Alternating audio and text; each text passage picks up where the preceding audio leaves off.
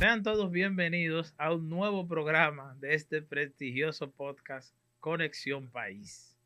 Como es de costumbre, tenemos una entrevista muy especial, porque tenemos una fémina hoy que entendió que la política no es un simple privilegio, sino es más bien una responsabilidad histórica.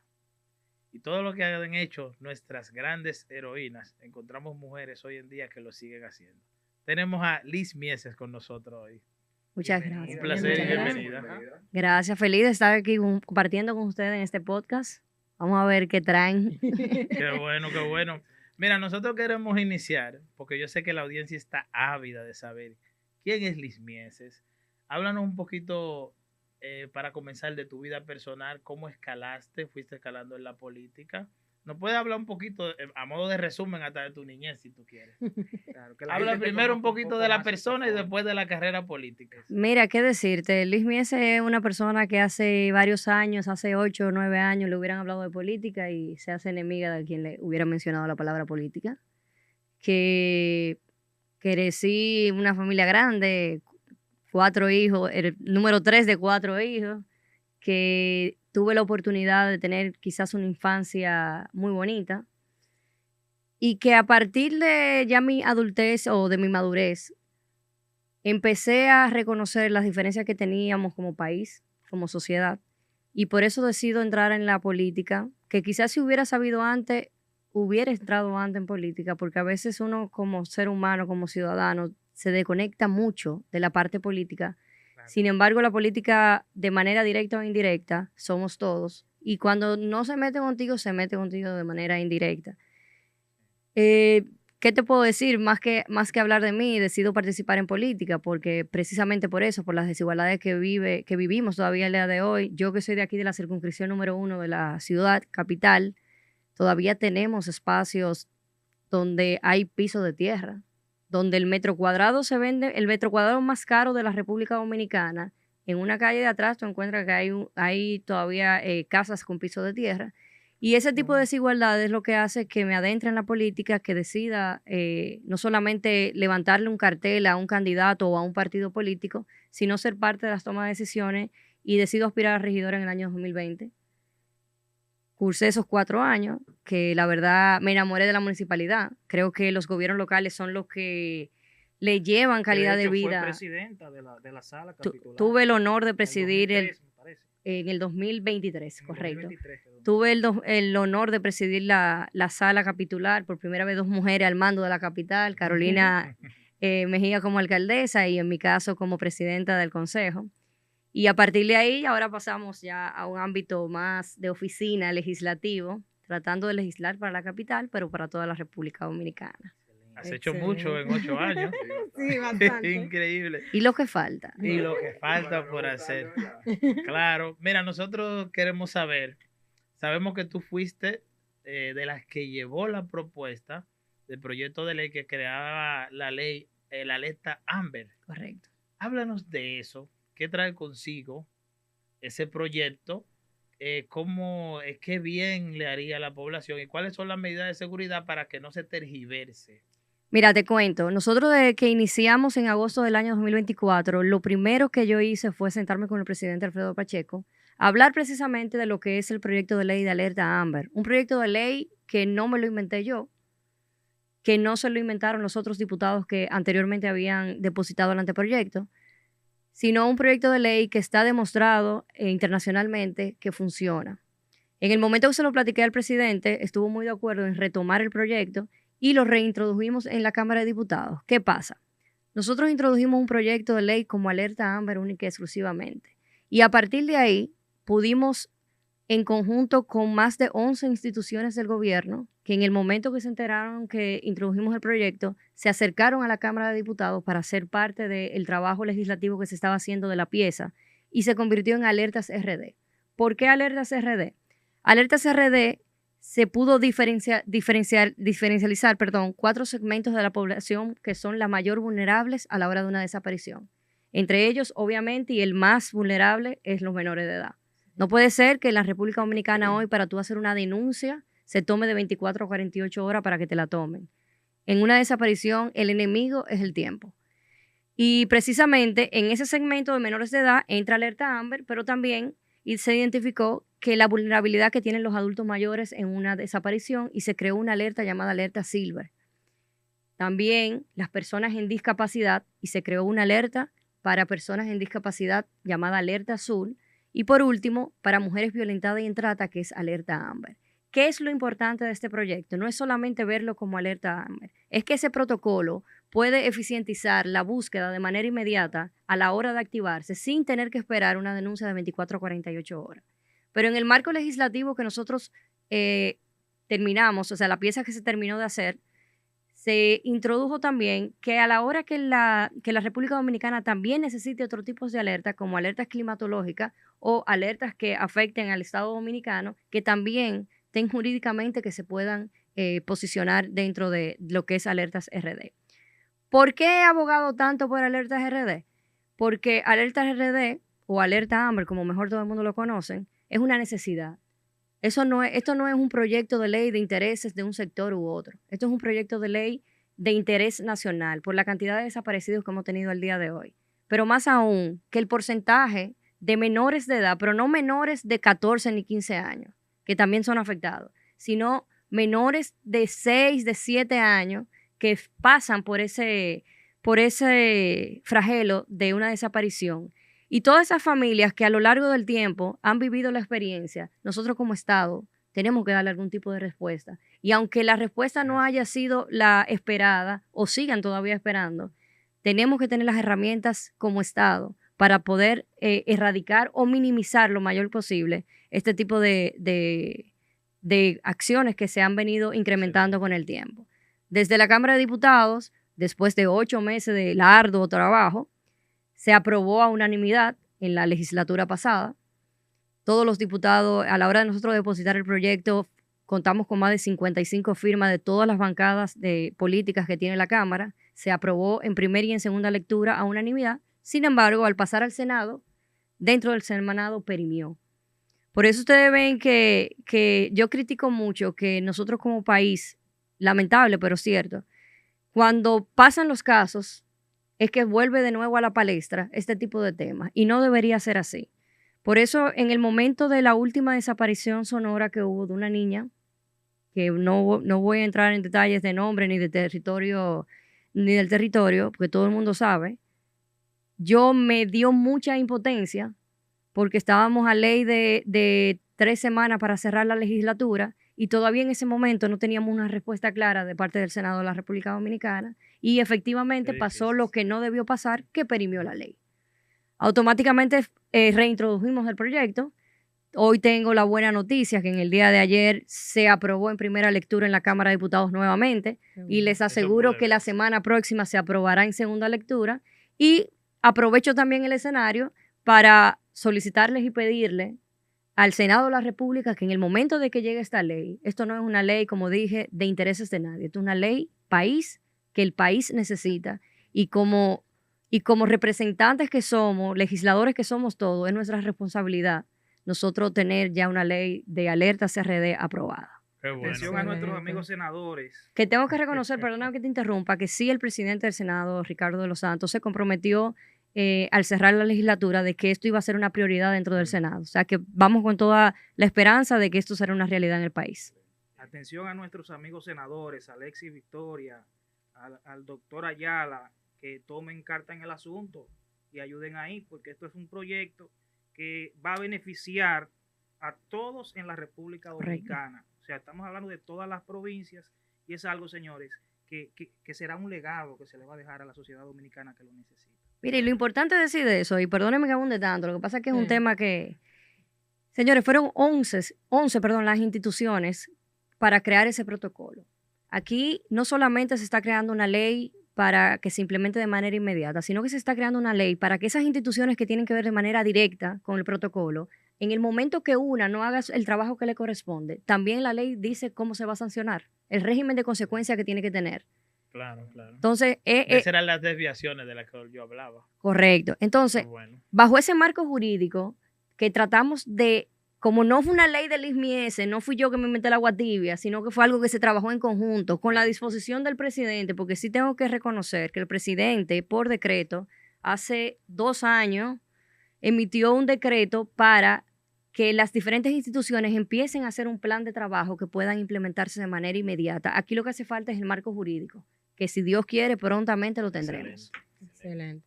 Ya en materia de transparencia, queremos saber qué cambios entiendes que necesita el país desde el Congreso.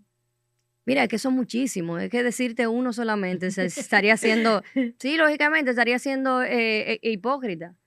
Todavía nosotros somos un país con que necesitamos muchísimo tipo de cambio. Yo creo que el Congreso como tal, el cambio más importante que debería de tener es la burocracia que hay internamente. O sea, es nosotros como legisladores, como diputados, ustedes saben lo difícil que es nosotros poder trabajar y aprobar una ley. Y le explico de manera breve a qué se debe. Esa ley perimió en el Senado y nosotros estamos haciendo el mismo proceso nuevamente. Entonces, eso hace que la burocracia se tome un sinnúmero de tiempo. Por eso que tú ves, a veces yo siempre lo escuchaba antes y ahora que lo estoy viviendo, sé que es una realidad. Que los diputados no trabajan. Mire, mi hermano, yo nunca en mi vida había trabajado tanto dentro de una oficina como yo estoy trabajando a partir del 24 de agosto. Los diputados de la República Dominicana trabajan, señores. Lo que pasa es que el trabajo en comisiones, que es el trabajo que nadie ve, es un trabajo intenso. Nosotros vamos todos los días. Y en mi caso, que soy de la capital, yo voy fácil, porque un diputado de Pedernales, uno de Barahona, que tiene que venir a la capital, mudarse literalmente de lunes a jueves para poder cumplir con las comisiones, eso no es fácil, no debe de ser fácil. Pero sí, yo creo que la burocracia de la Cámara, nosotros debemos de buscar la forma, quizá modificar la ley para que sea más efectiva y rápida, más que nada. Perfecto, excelente. Excelente. Nosotros tenemos entendido que usted pertenece a la comisión, a la Cámara de Cuentas, sí, a la de Relaciones Exteriores, Medio Ambiente, Deportes, correcto, entre otras. correcto. Lo que quiere decir que tiene una presencia muy activa en lo que son las comisiones y la Cámara. Una pregunta que tengo para usted. ¿Cuáles son los principales, dentro de su agenda legislativa, cuál es la prioridad ahora mismo en este proceso, en este tiempo?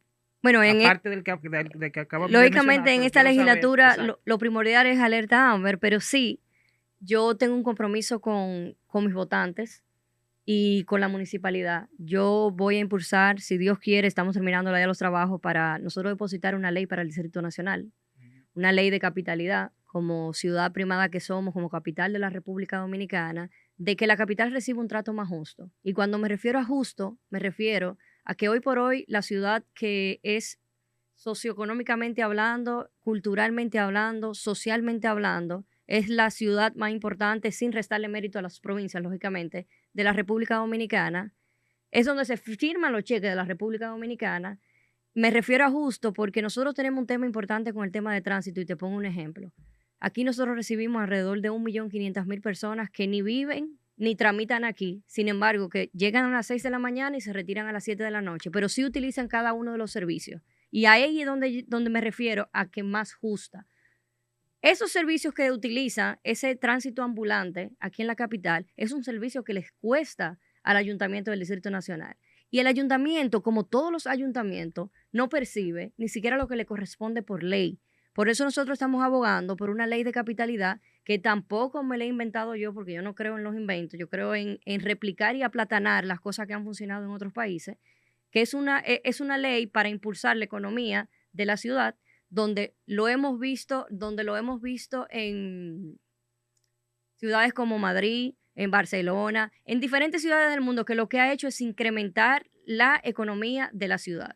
Yo creo que la capital hoy, que recibe 1 millón de turistas, eso se puede triplicar perfectamente y que con eso, lógicamente, ya que es una capital tan movida y tan fluida, nosotros podemos hacer unas inversiones reales en el tema de drenaje y un sinnúmero de cosas, que por eso es que me refiero cuando digo justa, no quiero que se me vaya a ofender nadie de las provincias, que esa no es la intención. La intención es aprobar la ley de capitalidad para el distrito y después replicarla en las ciudades que también cuenten con alta población y lógicamente con alta población social económicamente hablando.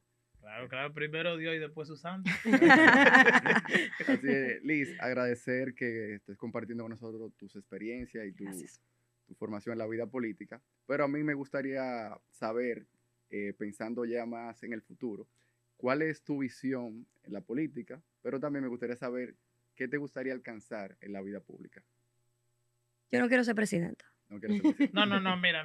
Vamos a poner un chisme más bonita. Yo no quiero ser presidenta. Tú, en tu carrera política y a lo que has dicho ahora mismo, el corto tiempo que te ha costado llegar a una posición tan alta, y por la línea que tú sigues, dicta que lo que sigue en tu carrera política es la alcaldía del Distrito No, Nacional. mira, yo creo que Vamos, no. así sí. El siguiente paso. No. Yo creo Deben haber lo aspiraciones. primero es que yo creo que más que uno tener aspiraciones personales como políticos que somos, no, el pueblo es que debe de aspirar a uno.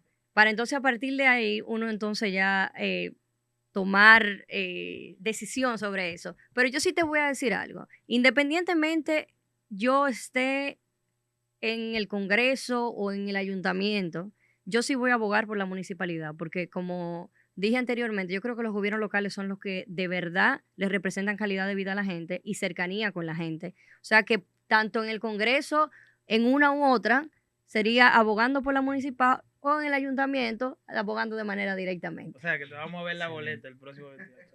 Yo lo que sí te digo algo, Para y buen lo digo, entendedor, y lo digo, pocas palabras y lo digo públicamente, mis aspiraciones en la política siempre van a ser electivas. Y te lo digo, eso, o sea, eso inclusive lo he hablado con mis Claro. superiores políticos. La parte mía siempre, mientras esté en política, siempre será de manera electivamente, porque yo creo en Tú eso. abogas a favor del voto. Ujú. Eso está Qué bien, bueno. eso está bien. Entonces, vamos a hacer una pregunta ya más futurista. Mucho más. ¿Quién tú crees ahora mismo, con todos los debates que se están tratando ahora mismo, internos y externos, quién tú crees que tiene el mejor perfil para ir a la candidatura por la presidencia de la República para el 2020? Yo te voy a responder mejor. Yo creo que en el 2028 el país por primera vez va a tener una mujer presidenta, una mujer ya con experiencia demostrada, no una, sino 2 veces, con todo el carisma del mundo y sobre todo con toda la preparación del mundo. Yo creo que el 28 será tiempo de mujeres y quien encabeza esa decisión que ustedes verán que será una decisión colectiva es Carolina Mejía. Y de no ser Carolina, por ejemplo, de no ser Carolina, ¿qué otro candidato entiendes tú que? No, es que yo sí te voy a decir algo. La ventaja que tiene el partido que yo represento, que es el Partido Revolucionario Moderno, es que todos los precandidatos que hoy han levantado la mano con una aspiración presidencial, internamente, obviamente, para ser candidato, todos son de mucha calidad. Y te lo digo sin ningún tipo de comparación ni nada, pero comparando. Cuando vemos todos los partidos políticos y vemos la calidad de los precandidatos del PRM, hay una gran diferencia. Primero es una nueva generación que ya le corresponde al país, que el presidente lo inició y así lo mantendremos, pero al mismo tiempo son personas que ya han demostrado su capacidad de gerencia administrativa pública, pero también en su parte profesional privada, porque el PRM sí tiene algo, que el PRM llegó al gobierno en el 2020, después de pasar 20 años en oposición. Todos saben hacer currículum, todos tuvieron también participación en la parte privada, o sea que vienen con una experiencia privada y ahora han adquirido una experiencia pública que los convierte a ellos en candidatos factibles para la República Dominicana, pero indiscutiblemente esto no es un tema de encuestas. Esto es un tema de realidades, de estructuras, porque para usted ser candidato presidencial, usted primero tiene que pasar por una interna partidaria. Y quien representa eso se llama Carolina Mejía. Qué bueno. Oye, qué bueno. Y frente, ver personas que fijan su posición con autoridad.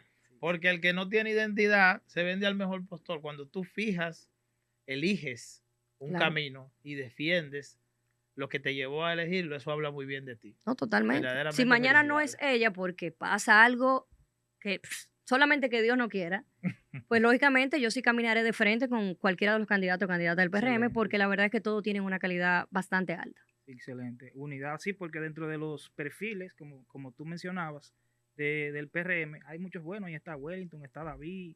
Hay un grupo de hombres Dime uno malo. La mismo pregunta sería, Guido. dime Son uno buenos. malo. Sí, exacto. Son gente que tienen estructura y sobre todo que tienen trayectoria. No son producto de un invento del momento. Son producto de un gran proceso. Y eso es una de las cosas que afianza al PRM para el 22. Exacto, exacto. Señores, qué entrevista más agradable. Lástima que son tan cortas, pero tenemos que coordinar la segunda parte. Sí, claro que sí. Y ya yo espero. Oye, yo me voy a comprometer a venir después que Alerta Amber ya esté aprobada definitivamente. Ay, Robaste qué la buena. palabra. Mira, eso era lo mismo que te iba a decir. Bueno, Que pues yo te sé lo que para la agradezco. próxima ya tú vas a poder hablar ya de un proyecto ya que se llevó de las sombras a la luz. A la realidad, correcto. Excelente, te felicito por todo lo que tú has hecho Gracias. en tan poco tiempo. Pero porque un poco verdaderamente- tiempo, te voy a decir algo. Yo siempre le hacía y perdóname que te interrumpa. Yo siempre le hacía un análisis, eso me lo dijo mi compadre. Me dijo, Liz, tú tienes poco tiempo en la política. Ahora hay que reconocer que el que duró 20 años haciendo política, yendo 1 hora al mes a una reunión del Sí. partido, que sé yo Ujú. qué, tú lo has podido hacer en muy poco tiempo porque te lo has tomado única y exclusivamente en serio. Yo tengo 8 fácil. años, pero yo he guayado la yuca. Eso es verdad. 8 años pisados. Eso es verdad. Sin parar. Qué bueno. No, es que no, está ahí. Y qué Lo- bueno que una los mujer números dieron se resultados. introduzca Sí. en la política, sobre todo. Sí, claro. Es muy importante eso, que una mujer represente, ¿verdad?, los intereses de las mujeres en la política. Y Tú verás qué Teresa linda se va a Campos poner esa pizarra en el 28. Señores, sigan conectados. Conexión País.